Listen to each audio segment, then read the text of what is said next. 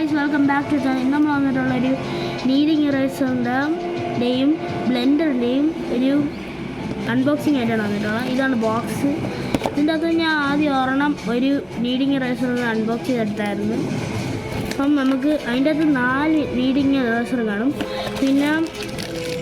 പിന്നെ ഒരു 6 ഈ സ്റ്റംസ് കാണും. സ്റ്റംപ് എന്നാണ് എൻ്റെ പേര്. പക്ഷേ ഇത് ബ്ലെൻഡ് ചെയ്യാനൊക്കെയാണ് ഉപയോഗിക്കുന്നത്. പക്ഷേ ഓക്കെ, അതിൻ്റെ യൂസസ് പറഞ്ഞു. അതിൻ്റെ ബാക്കിൽ അതിൻ്റെ യൂസസൊക്കെ ഉണ്ട്.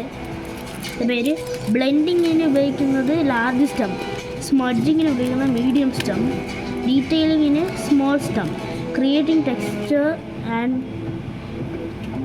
ടെക്സ്ചർ അതിന് ലാർജും മീഡിയവും ആയിട്ടുള്ളൊരു സ്റ്റംപ്, ഹൈലൈറ്റിങ്ങിന് വേറൊരു സ്മോൾ സ്റ്റംപ്,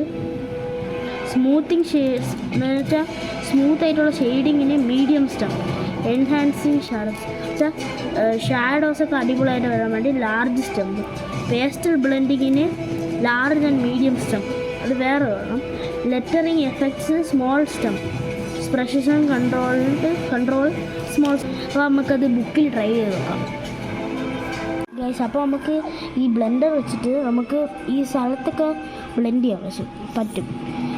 ഈ പേരായിട്ട് തന്നെ അറിയാം നമുക്ക് ബ്ലെൻഡ് ചെയ്യാൻ ഉപയോഗിക്കുന്നത്. എന്ന് വെച്ചാൽ ഡാർക്ക് ഏരിയാസ് എല്ലാം ഉണ്ടെങ്കിൽ നമുക്ക് അവിടെ ഇട്ടിട്ട് ഇങ്ങനെ സൈഡിലൊക്കെ ഇട്ട് ഷെയ്ഡ് ചെയ്യാൻ പറ്റും. പിന്നെ ഈ നീഡബിൾ ഇറേസർ ആണെങ്കിൽ നമുക്ക് സാധാ ഇറേസർ ആണെങ്കിൽ നമ്മൾ ഇങ്ങനെയല്ല ഇറേസ് ചെയ്യുന്നത്. പക്ഷേ ഇത് വെച്ചിട്ട് നമുക്ക് അങ്ങനെയല്ല ഇറേസ് ചെയ്യേണ്ട, നമ്മൾ ഇങ്ങനെ ഇറേസ് ചെയ്യണം. അപ്പം നിങ്ങൾ ചോദിക്കും അപ്പം എന്തിൻ്റെ യൂസാണ്?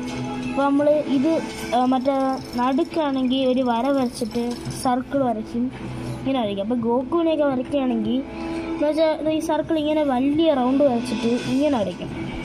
അപ്പം അങ്ങനെ വരയ്ക്കാൻ നേരത്ത് ഈ ലാസ്റ്റ് ഇതെത്തുമ്പോൾ ഇങ്ങനെ മായ്ക്കുമല്ലോ ഗൈസ്. അപ്പോൾ ഇത്രയേ ഉള്ളൂ ഇന്നത്തെ വീഡിയോ. ഈ വീഡിയോ ഇഷ്ടപ്പെടണമെങ്കിൽ ലൈക്ക് ചെയ്യുക, സബ്സ്ക്രൈബ് ചെയ്യുക, ഫ്രണ്ട്സിൻ്റെ കൂടെ ഷെയർ ചെയ്യുക. Thank you.